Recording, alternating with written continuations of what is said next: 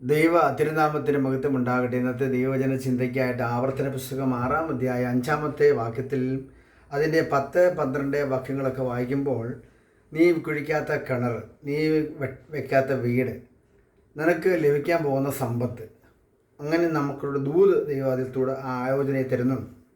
ആ അധ്യായത്തിൻ്റെ ആ വാക്യങ്ങളൊക്കെ നമ്മുടെ ജീവിതത്തിൽ പ്രാവർത്തികമാകണമെങ്കിൽ നാം എന്ത് ചെയ്യണം? ദൂത് കേട്ടതെന്നാണോ, ഏത് വർഷമാണോ, വർഷങ്ങൾക്ക് മുമ്പ്, ഒരുപാട് വർഷമായി കാണും ചിലർക്ക് കുറച്ച് വർഷമേ ആയി കാണത്തുള്ളൂ. പക്ഷെ പ്രാർത്ഥിക്കണം. ആ ദൂത് ഏറ്റെടുത്ത് പ്രാർത്ഥിക്കുമ്പോഴാണ് അതിലൊരു വിടുതൽ നമുക്ക് ലഭിക്കാനായിട്ട് വരുന്നത്. സ്തോത്രം. തന്നെയല്ല, കാതിൽ കേട്ട വാഗ്ദത്തമല്ലേ, അത് കണ്ണുകൊണ്ട് കാണുമല്ലോ, അത് കൈകൾ കൊണ്ട് പ്രാപിക്കും. അപ്പം നമ്മുടെ തലമുറകളോട് ഇത് പറയണം.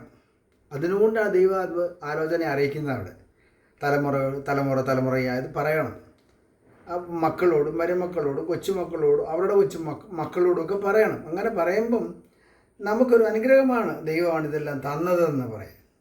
എൻ്റെ ജീവിതത്തിലും പ്രിയരെ, ഈ ദൂത്, ഈ വാക്യം അനുഗ്രഹത്തിൻ്റെ വാക്യമാണ്. കാരണം ഇതെൻ്റെ ജീവിതത്തിൽ നിവർത്തിക്കപ്പെട്ടൊരു വാക്യമാണ്. എന്നോട് ദൈവത്തിൻ്റെ ദാസിമാർ പറഞ്ഞ ദൂതാണ്. നീ വെക്കാത്ത വീട്, നീ വെട്ടാത്ത കിണറും, നീ കെട്ടാത്ത മതിലും തരുമെന്ന്.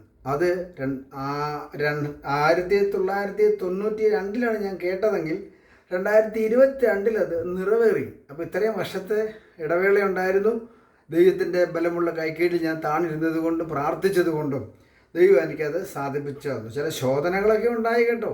അപ്പോൾ വാഗ്ദത്തമുള്ളവന് ശോധനയുണ്ട്. യോസഫിൻ്റെ ജീവിതത്തിലും ശോധന വന്നല്ലോ. അവൻ്റെ ജീവിതത്തിലും ദൈവത്തിൻ്റെ വാഗ്ദത്തമുണ്ടായിരുന്നു. ആ വാഗ്ദത്തം ഉള്ളത് കൊണ്ടാണ് ശോധന വന്നത്. ആ ശോധന എന്തിനാണ്? നശിപ്പിച്ച് കളയാനല്ല, പിന്നെയോ നമ്മളോട് ദൈവം അരുളി ചെയ്ത വാഗ്ദത്തം നിവർത്തിച്ചു തരാൻ. എത്ര സന്തോഷകരമാണ് അല്ലേ? എത്ര ആനന്ദകരമാണല്ലേ? ആമേൻ. ഇന്ന് ഞാനത് അനുഭവിച്ച് സന്തോഷത്തോടെയാണ് കേട്ടോ. ദൈവം തന്നെ ഞാൻ പണിയാത്ത വീട്ടിനകത്ത് നിന്നുകൊണ്ടാണ് ഞാൻ ഈ ദൂത് പറയുന്നത്. അതെനിക്ക് സന്തോഷമാണ് പറയാൻ, അഭിമാനമാണ് പറയാൻ. എൻ്റെ ദൈവം എന്നെ സഹായിച്ചെന്ന് കേട്ടോ. ഇതുപോലെ നിങ്ങളുടെ ജീവിതത്തിലും ദൈവം വിടുതലൊരുക്കിയിട്ടുണ്ട്. അത് സഹായമാകും.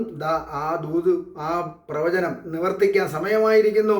അതിനായിട്ട് ദൈവസന്നിധി കണ്ണുകളെ അടച്ച് പ്രാർത്ഥനയോടെ ആയിരിക്കുക. ഈ സന്ദേശം നിങ്ങൾക്ക് അനുഗ്രഹമായി എന്ന് ഞാൻ കരുതുന്നു. ദൈവം നിങ്ങളെല്ലാവരെയും അനുഗ്രഹിക്കുമാറാകട്ടെ.